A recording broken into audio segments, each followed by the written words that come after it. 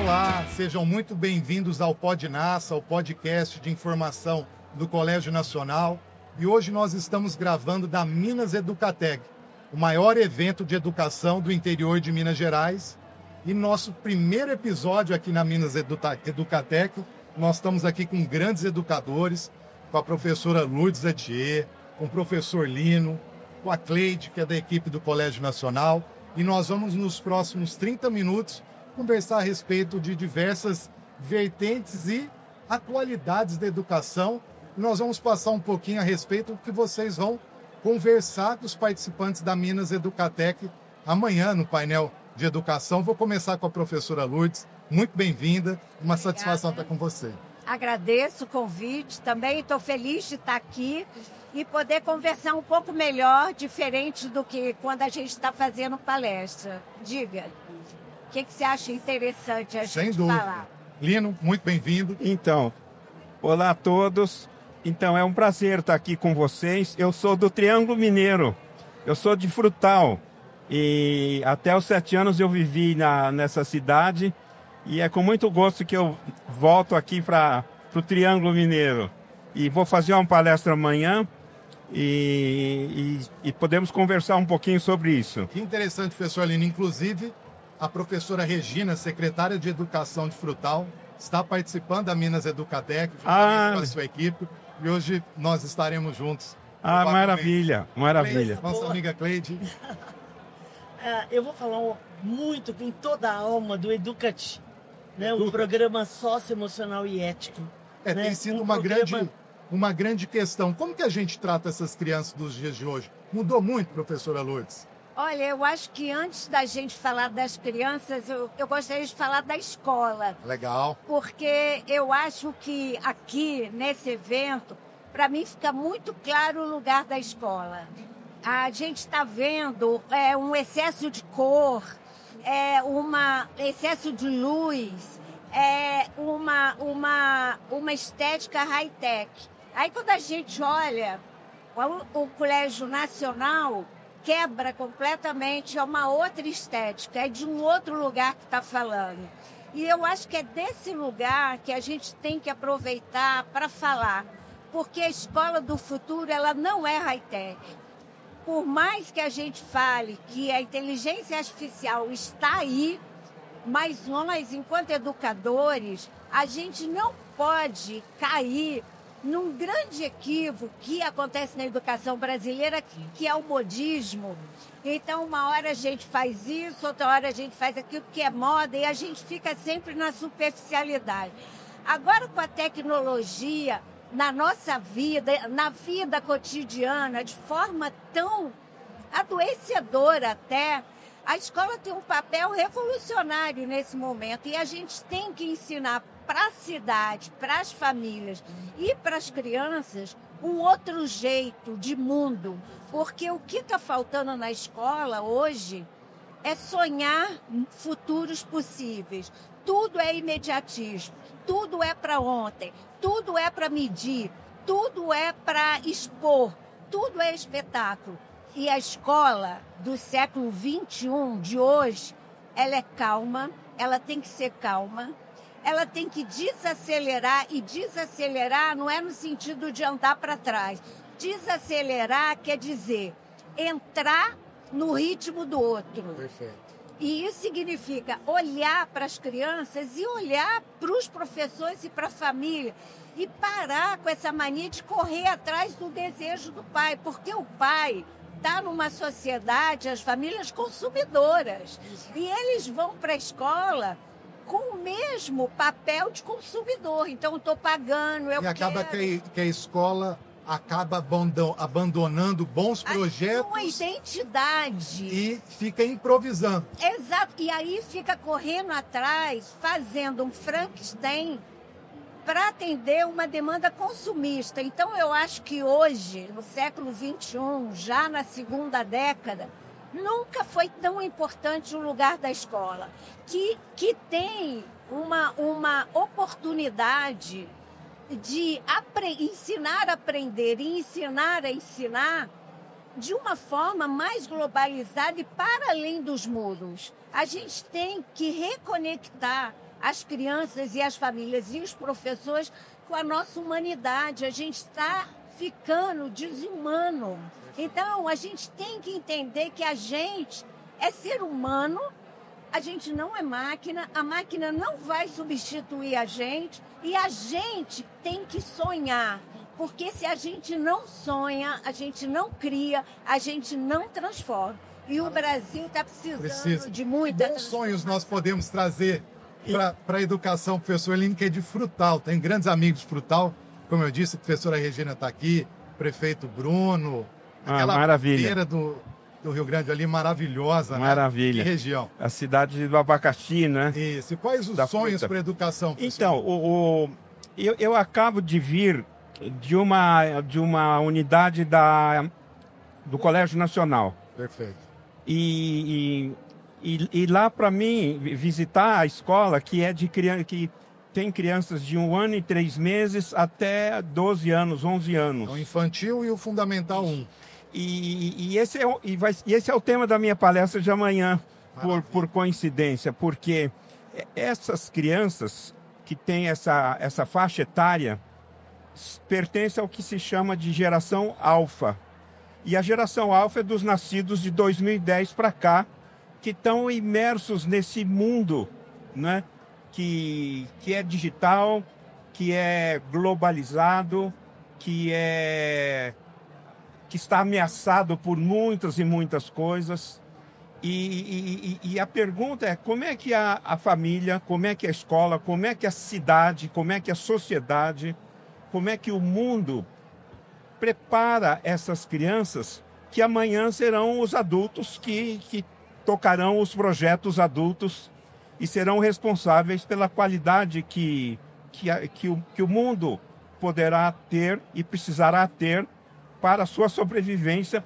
Quando eu falo mundo, eu penso nas pessoas, na natureza, no oceano, nas águas, no ar, nas relações entre as pessoas, né? Então, a minha questão de amanhã é pensar os desafios o que é ser uma criança da geração alfa. Perfeito.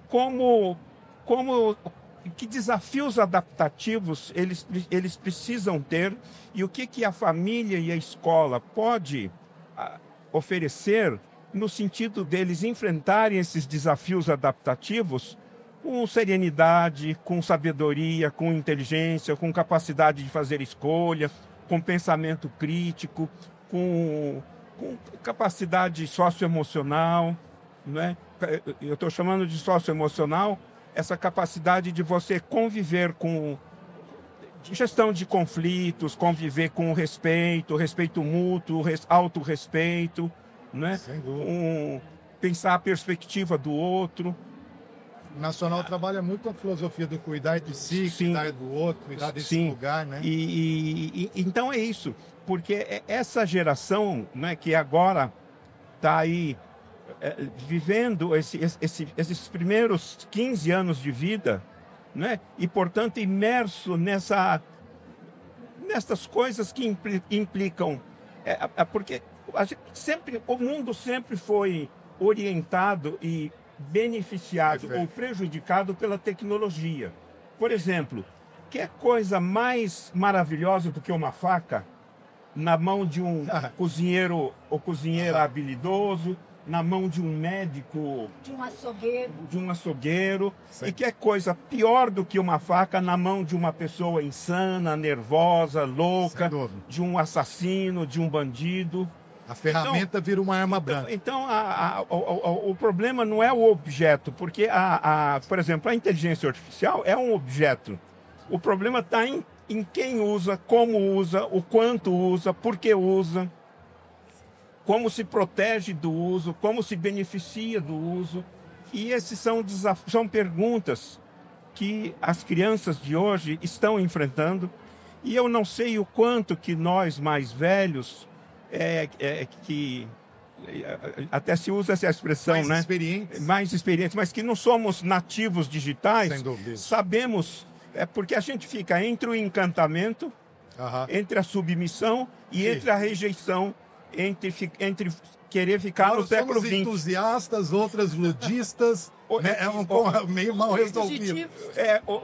E eles não, eles estão imersos e precisam pensar sobre isso, precisam aprender a se beneficiar disso, precisam aprender a se proteger disso. Sim. Né? E quando eu falo a tecnologia, as linguagens digitais, a tecnologia, não é só isso. Tem a questão do planeta, tem a questão das guerras, tem a questão do clima, tem toda uma problemática do mundo atual que eles têm que aprender a colocar como problema, a brincar e a se educar como possibilidades de resposta, de forma criativa, solução futura, né? Simpática, empática, amorosa, respeitosa. Essas questões que o professor colocou, o Educat trabalha justamente o socioemocional nesse universo do infantil 1, do infantil e do fundamental 1. Como que dialoga com a problemática da geração alfa? Estar com eles, para mim, é muito importante. O professor Lino é minha Professor Lino é minha referência teórica, né? E eu ouvi-lo assim, na satisfação que eles sentiram em estando num colégio, numa das unidades do Colégio Nacional, eu fiquei pensando, acho que eu aprendi. Acho que aprendi o que o senhor me ensinou. Porque o Colégio Nacional é um colégio de gente que trabalha pra gente. Você lembra dessa frase? Você disse, uma escola é feita por gente, pra gente. Sim. Então, nós não perdemos nada do que vocês nos ensinaram.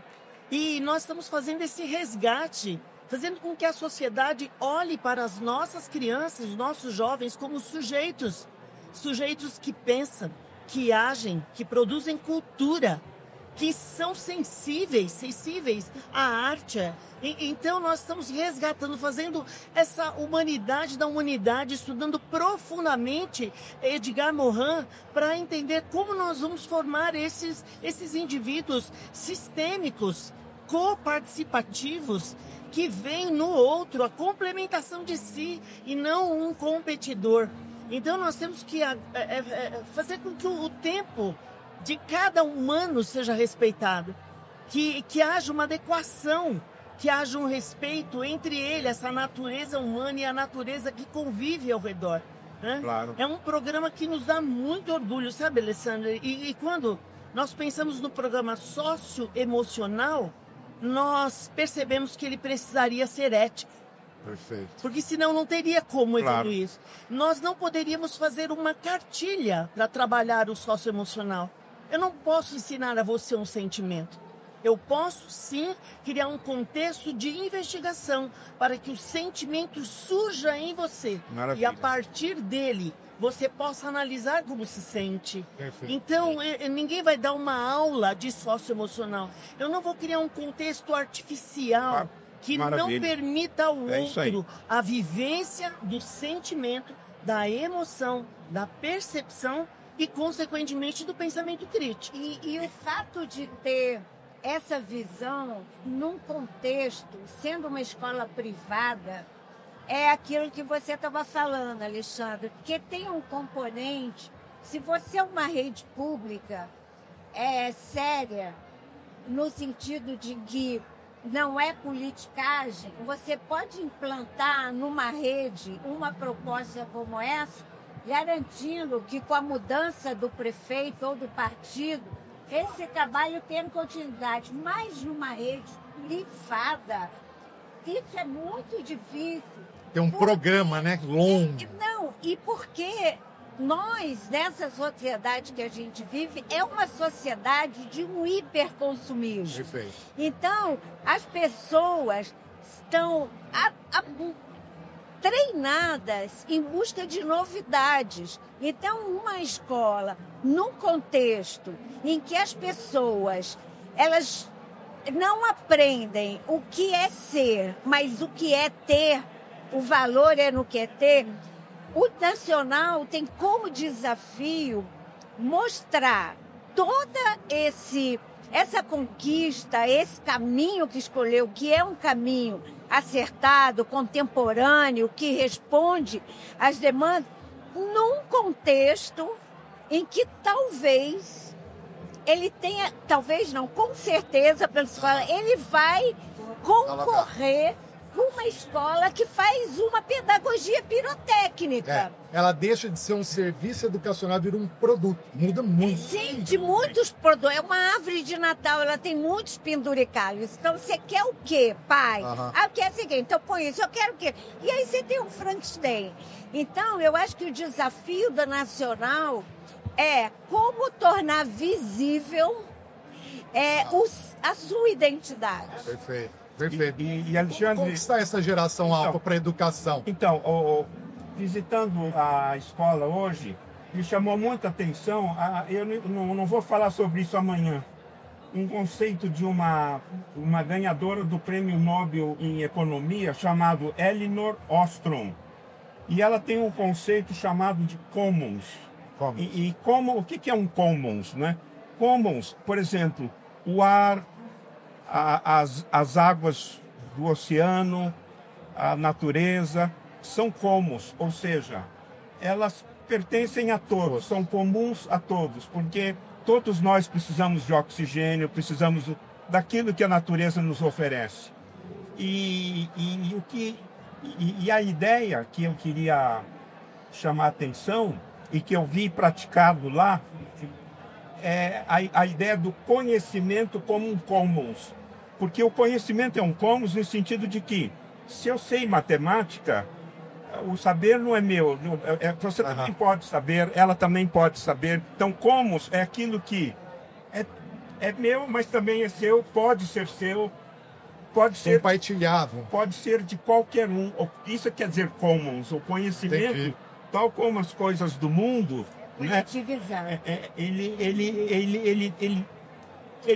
Ele me pertence como pertence a qualquer um, e todos temos direito a ele, todos podemos nos beneficiar com ele. Perfeito. E podemos beneficiarmos as coisas do mundo através dele. Então, é muito interessante você pensar o conhecimento e uma escola que promove o conhecimento como uma instituição que pratica o conhecimento como um commons, porque muitas vezes o conhecimento é pensado numa perspectiva individualista, né? Eu sou especialista nisso, eu sei isso. Eu passei em primeiro lugar. Então... É a meritocracia. Não, isso é nosso, né? Isso é de todos nós. E aí, nessa proposta do nosso, tem aí um desafio muito grande, que é colocar em diálogo a rede pública com a rede privada. Sim, sim. E isso, no Brasil, é um commons que não acontece. E é difícil, né, Cleide? Você tenta trocando figurinhas. Mas quer contar pra gente, Cleide? Eu queria olha, então, para mim, o meu conceito de privado é o seguinte, porque assim, escola privada... O Nacional não é uma escola privada no meu conceito. Escola privada, por exemplo, é uma escola religiosa. Entendi. Que os alunos vão lá para aprender uma religião ou algo particular que uma escola qualquer, pública ou não precisa oferecer. E lá eles oferecem. Então, uma escola privada, que a gente chama de privada, ela ensina aquilo que a escola pública ensina por igual. Ou até, às vezes, em melhores condições, né? Diferentemente de uma escola, por exemplo, religiosa ou que pratica uma cultura em particular, essa sim é privada, porque ela é específica de um nicho. Perfeito. Que as outras escolas não têm obrigação de ensinar. E aí fica menos compartilhado. A professora Cleide, ela tem realizado alguns programas de educação com educadores, trocado um pouco com a rede municipal. Como tem sido essa experiência, Cleide? Nós viemos da escola pública, né? Então a escola pública está em nós. Sim. Nós cremos na escola pública, nós temos respeito profundo pelos educadores da escola pública. Então, o Colégio Nacional vem buscando essa parceria com o público, porque nós podemos trocar, as realidades são diferentes e nós podemos trocar os conhecimentos. Fazer o combos, né? Exatamente. Combos, sim. Como essa realidade se aplica. E todos aprendemos, né? Eu passo para os educadores aquilo que nós construímos e recebo as experiências que eles vivenciam lá. Esse movimento de qualificação de todos os educadores é o grande sonho do Colégio Nacional. Tanto é que, por que nós temos esse sonho de um centro internacional de pesquisa, estudos, memória e cultura? Por que nós sonhamos construir isso? Para que a gente traga os educadores daqui, da região, para que a gente construa uma mentalidade sobre a infância, sobre a adolescência, sobre um projeto de vida verdadeiramente humanizado. Né? Nós queremos fazer um resgate da humanidade. Professor, o senhor viu com que desenvoltura, e a Lourdes também, as crianças conversaram com você. Claro. Nada ali era preparado, tudo ali vinha da experiência, da pesquisa das crianças. E elas se sentiam orgulhosas de contar para vocês o que elas conheciam e com que naturalidade, com que desenvoltura. As nossas crianças não têm medo de errar, porque elas entendem que o errar é um processo de construção de conhecimento. Mas eu acho, Cleide, que a gente ainda está muito longe desse diálogo da rede pública com a rede privada. Muito longe. Nós estamos, o fato de você ter uma boa educação, com tudo isso que você falou, não assegura uma troca igualitária.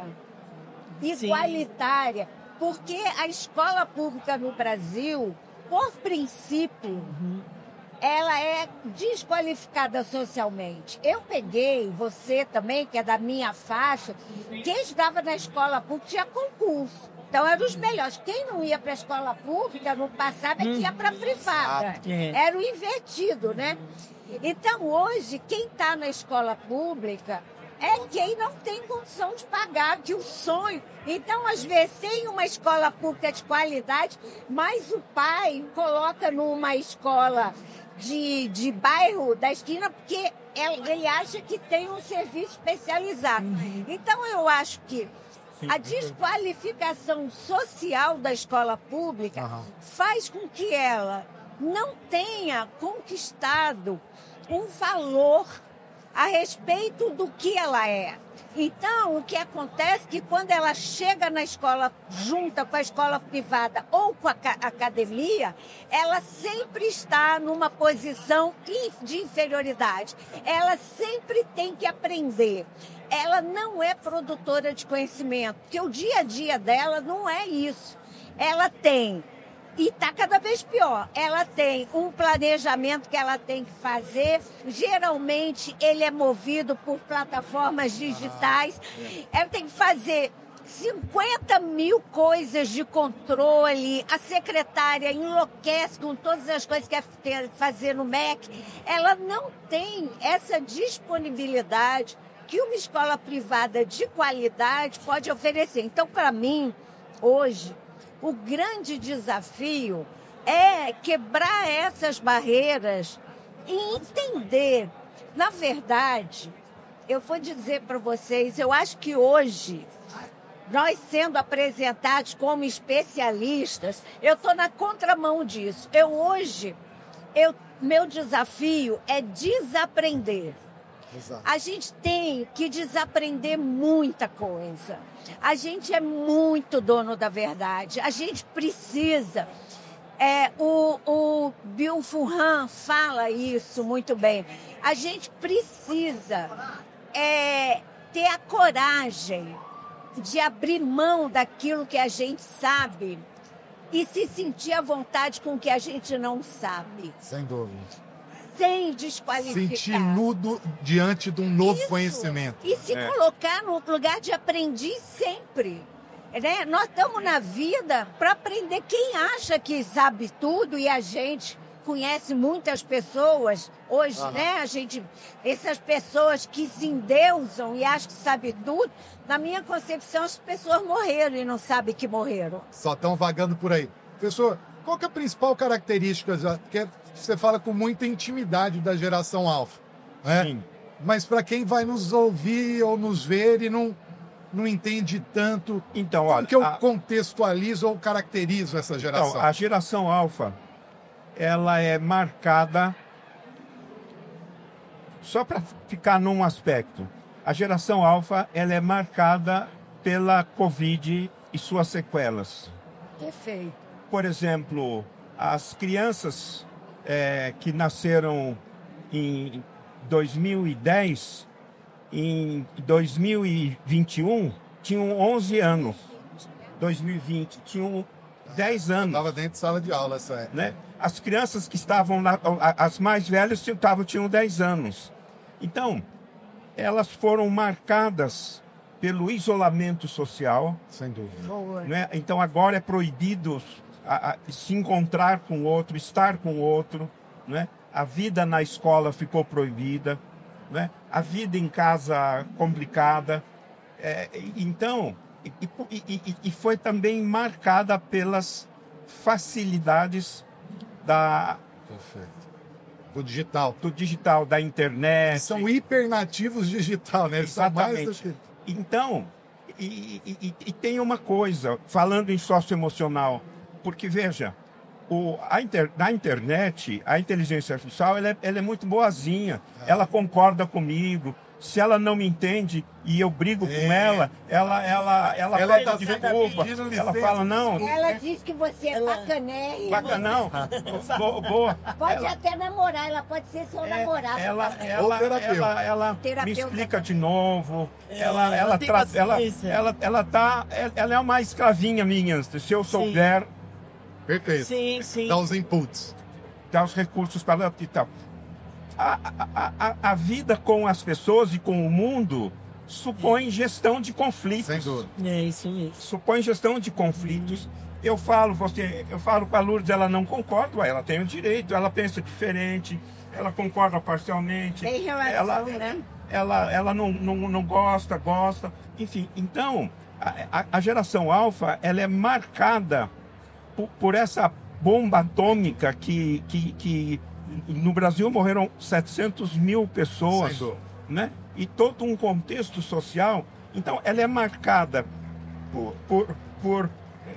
por uma tecnologia que facilita o contato ao preço de um isolamento. Sem dúvida. E ao preço... E aí, como você que aprende a se cuidar, se proteger... Né? Porque você sabe, tudo tem uma valência positiva e negativa. Eu estava falando da faca, né? A faca tem uma valência positiva se eu penso nos bons usos dela. Ferramenta. E tem uma valência negativa se eu penso em arma. É assim, ela é um objeto, ela depende do sujeito que usa com a sua intenção e tal. Então, a geração alfa, ela é marcada, por exemplo, pela tomada de consciência do quanto nós estamos destruindo a nossa casa, que é a terra, que é a natureza, que é o céu. O mar está virando um grande esgoto.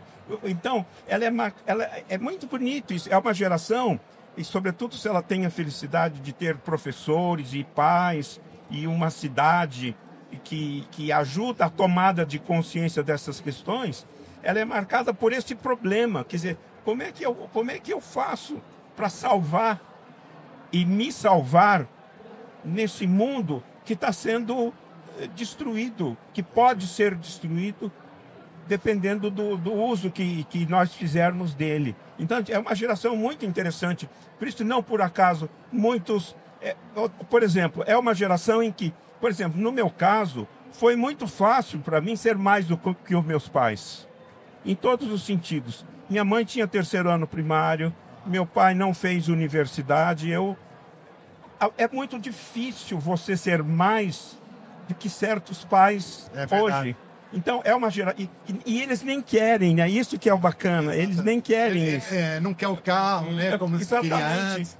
Já não quer o imóvel. O nosso sonho, o meu sonho, eu acho que o sonho é sem dúvida. Com 20 anos de ter meu carro, ter minha carta de motorista. E ter a casa própria. Hoje não é? Não, é outro jeito de pensar o mundo. É outro... O trabalho, por exemplo, eu trabalho a vida inteira. Nasci professor, eu nasci dentro de uma escola. É verdade, meus pais tinham uma escola lá em Frutal. E minha mãe dava... Você acha que isso foi uma maldição na tua vida? Não, mas assim, eu sou um eterno professor. Hoje, o emprego é temporário. Se você perguntar, quantos anos você vai ficar? Eu não sei. É uma pergunta. E não no sentido de que eles são volúveis. Acabou. É outra certeza. Descompromissados. Não. É um outro jeito de pensar o mundo. E nós temos que olhar para essas crianças e aprender com elas. Perfeito. E oferecer para elas, na nossa condição de avós, pais, educadores, políticas públicas, né, representantes da política e tal, oferecer para elas as melhores condições para que elas possam cuidar, quem sabe, melhor do mundo do que nós podemos. Né? Se conseguirem, pelo menos, introjetar essa ideia de comunidade, né? Sim. Que a gente tem que compartilhar as boas coisas, não só postagem de internet. Quando se fala compartilhamento, logo ele já pensou nesse universo. É sinônimo de engajamento. É, sinônimo de engajamento. Eu quero agradecer a nossa conversa. Vou fazer uma última rodada aqui. Começar ao contrário agora. Começar pela professora Cleide. Professora Cleide, deixar uma mensagem para o futuro da educação. Se a gente pudesse tomar uma atitude para inocular na geração alfa a cura da nossa terra, que está tão massacrada. Qual seria essa atitude? Acho que essa atitude seria repensar o pensamento. Porque eu vejo assim, há uma dificuldade de pensar, de raciocinar. Não há uma liberdade. Eu sempre digo assim para as crianças, coloque o seu pensamento, o que você faria? Se fosse você, de que jeito você faria? E com os educadores da mesma forma. E eu percebo que o pensamento é tão estruturado que ele não consegue sair daquela forma. É como se aquele pensamento só tivesse aquela forma de ser. Né? Então, eu acho que uma escola para o futuro deveria ensinar trabalhar o pensamento, como eu penso, como eu articulo, como eu construo relação, como que eu crio novas coisas. Né? Nós passamos uma vida estudando o passado e quando nos tornamos adultos temos que resolver problemas do futuro. Não, mas o presente está aí para ser vivido. Olhe para ele. Se referencie em algumas referências do passado, porque também tem isso. Né, para que você possa entender o seu futuro. Eu penso isso, que a escola do futuro deveria sair deste conteudismo que não tem aplicabilidade e se voltar para uma escola viva, onde as situações fossem reais, onde os problemas fossem discutidos coletivamente, onde as pessoas pudessem criar, né? Porque a criação é o ápice do pensamento humano.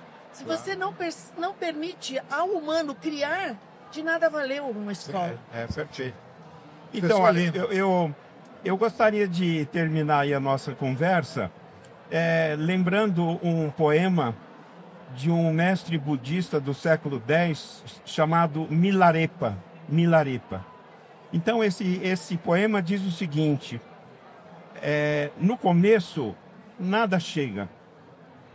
No começo, nada chega. No meio, nada permanece. No final, nada vai embora. Muito obrigado. Obrigado, professor. Professora Lourdes Atier. Eu vou dar uma perspectiva de categoria. Né? Eu gosto muito de uma fala da Malala, que ganhou o Prêmio Nobel, né, da Paz, aquela menina paquistanesa, que ela teve no Brasil no ano passado. E a jornalista perguntou para ela, que ela já está uma adulta, né? Malala, mas você agora morando na Inglaterra e tal, você ainda segue lutando pela educação? E a resposta dela virou meu slogan na vida.